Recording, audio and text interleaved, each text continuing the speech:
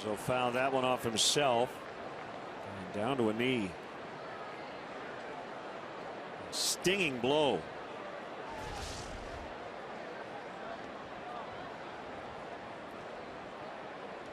Shin.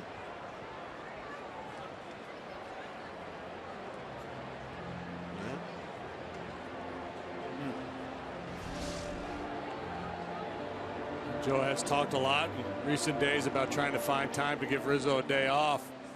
He and Bryant, both all-stars, didn't get the break.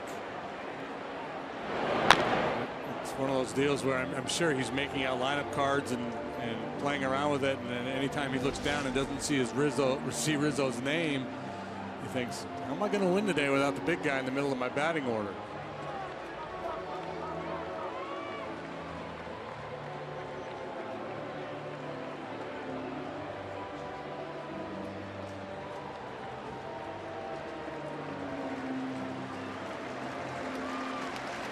Takes a lot to make the Big Bear grimace. He's been hit by what, 21 pitches? We rarely even see him flinch.